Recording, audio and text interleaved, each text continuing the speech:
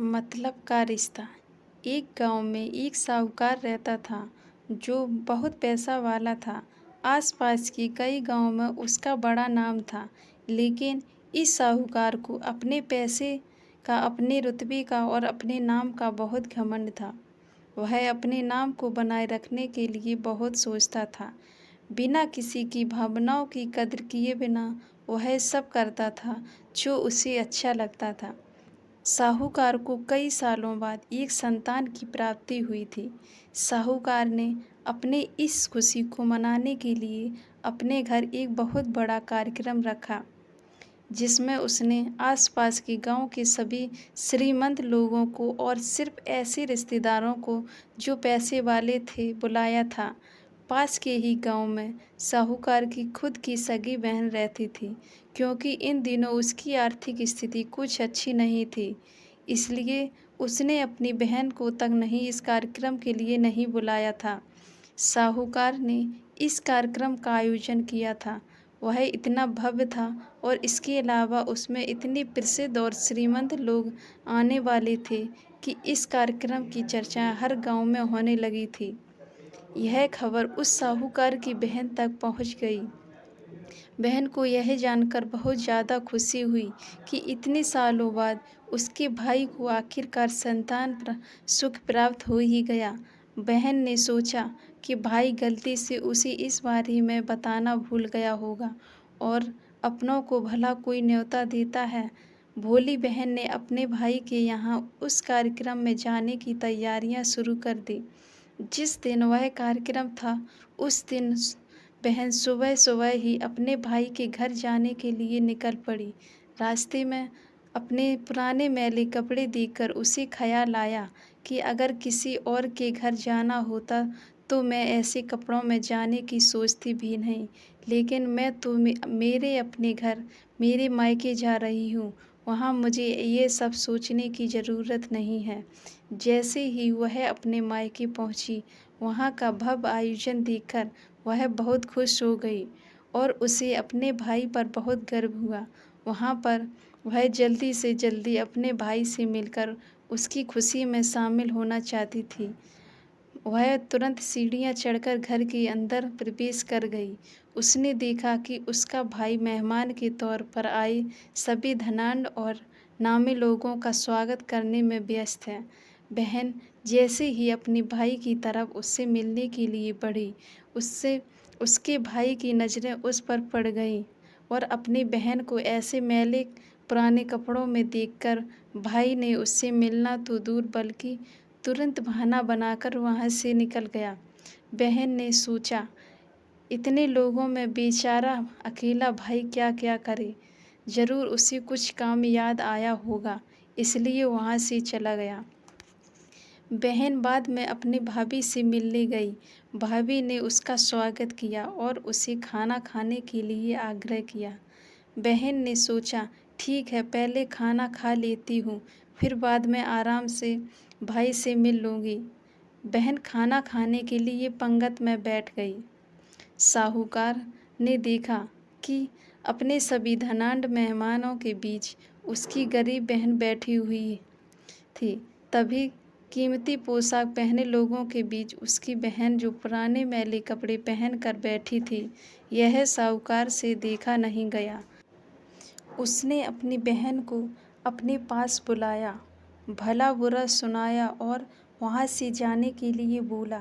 बहन ने अपने सपने में भी नहीं सोचा था कि उसके साथ कभी ऐसा व्यवहार भी हो सकता है, और वह भी उसकी खुद की मायके में। अपना अपमान होने के बाद बहन तुरंत अपने घर ससुराल जाने के लिए चल पड़ी। बहन इस बात को पचा नहीं पा रही थी कि उसके अपने ही भाई ने उसके साथ इतना बुरा व्यवहार किया था। उसकी आंखों से आंसू नहीं थम रहे थे।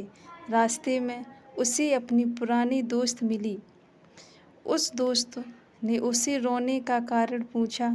हालांकि बहन उसे कुछ नहीं बताना चाहती थी, लेकिन दोस्त की बार बार पूछने पर उसने उसके साथ हुई सारी घटना उसे बता दी। उसकी दोस्त एक समझदार महिला थी और काफ़ी प्रैक्टिकल सोचने वाली थी। उसने कहा, अगर तुम मेरी बात मानो तो एक दिन तुम्हारा भाई खुद तुम्हें अपने यहाँ बुलाएगा और तुमसे माफ़ी मांगेगा। बहन ने कहा कि मैं तुम्हारी हर बात मानूंगी, बताओ मुझे क्या करना होगा। दोस्त ने कहा कि तुम इस अपमान को, इस दुख को एक दिशा दे दो और कोई गृह उद्योग शुरू कर दो। उसमें इतनी मेहनत करो कि उस काम में तुमसे अच्छा कोई भी ना हो। बहन को अपने दोस्त की बात सही लगी। उसने घर पहुंचकर अपने आंसू पोंछकर उसी दिन से एक गृह उद्योग शुरू किया। उसने दिन रात मेहनत की, अपने साथ कई और गांव की महिलाओं को जोड़ा और देखते ही देखते उसका गृह उद्योग शुरू चल पड़ा। कुछ ही सालों में आसपास के 50 गांवों में उसका नाम और रुतबा काफ़ी बढ़ गया और वह अब पैसे के मामले में अपने भाई से भी ज़्यादा बड़ी बन गई। भाई को भी जब यह पता चला कि उसकी बहन इतनी श्रीमंत हो गई है तो उसने सोचा कि एक बार उससे मिल कर आया जाए। वह जब अपनी बहन को उसके घर मिलने पहुंचा तो बहन ने उसका किसी राजा महाराजा की तरह स्वागत किया, उसके पसंद खाना बनाया। बहन का ऐसा व्यवहार देखकर भाई को अपनी पिछली गलती का एहसास हुआ, इसलिए उसने अपनी बहन को अपने घर होने वाली पूजा के लिए आमंत्रित किया। कुछ ही दिनों बाद बहन अपने भाई के यहाँ उस पूजा के लिए पहुँच गई। जैसे ही बहन अपने भाई के घर पहुँची, उसका भाई उसके स्वागत के लिए दरवाजे में ही खड़ा था। बहन अपने महंगी गाड़ी में आई थी। उसने बहुत कीमती साड़ी और उससे भी ज़्यादा कीमती गहने पहन रखे थे। बहन का ऐसा ठाट बाट देखकर सिर्फ भाई ही नहीं बल्कि उसका पूरा गांव दंग रह गया। भाई दौड़कर आया और बहन की गाड़ी को दरवाज़ा खोलकर उसे बाहर आने के लिए कहा और बड़े प्यार से उसे पूजा का प्रसाद ग्रहण करने के लिए बुलाया। बहन को इस बार 12 पकवान परोसे गए थे। चांदी की थाली में उसे खाना दिया गया था। वह साथ में एक सोने की चम्मच भी रखी गई थी। उसने बैठने के लिए बेशकीमती पाट रखा गया था। बहन को यह सब देखकर उसके वह पुराने दिन याद आ गए, जब भाई ने उसे बिना खाना खिलाए ही भला बुरा कहकर वापस लौटा दिया था। बहन खाना खाने के लिए तो नहीं बैठी, लेकिन उसने अपने सारे कीमती गहने जेवर उतारकर उस थाली के सामने रख दिए और खाने में से कुछ निवाले उन गहने जेवर पर रख दिए। बहन का ऐसा व्यवहार देखकर सभी हैरान थे। किसी को नहीं समझ में आ रहा था कि बहन ऐसा क्यों कर रही है। आखिर वह क्यों उन जेवरों को खाना खिला रही है। जब सभी ने उनसे पूछा कि वह क्यों ऐसा कर रही है, तब बहन ने सबके सामने बताया कि आज जो इतना उनका सम्मान हो रहा है, वह दरअसल उसके नहीं, उसके इन्हीं कीमती जेवरों और गहनों कपड़ों का हो रहा है, क्योंकि मैं तो अभी भी वही पुरानी साहूकार की बहन हूँ। अगर कुछ बदला है तो वह मेरी परिस्थिति है, मेरे और गहने हैं। भाई ने अपनी गलती का एहसास होने पर इस बार अपनी बहन के पैर पकड़कर माफ़ी मांगी। बहन को पहले भी अपने भाई से निस्वार्थ प्रेम करती थी। उसने अपने भाई को माफ़ कर दिया और उसे गले लगा लिया। दोस्तों, पैसे सिर्फ हमारे जीवन को सरल बनाने के लिए हैं, जबकि रिश्ते जीवन में मिले किसी वरदान की तरह हैं।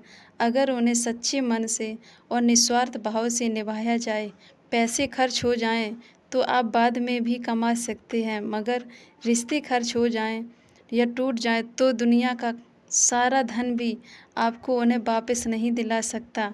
धन्यवाद दोस्तों। अगर मेरी कहानी अच्छी लगे तो वीडियो को लाइक, कमेंट, शेयर ज़रूर करें और चैनल को सब्सक्राइब करें।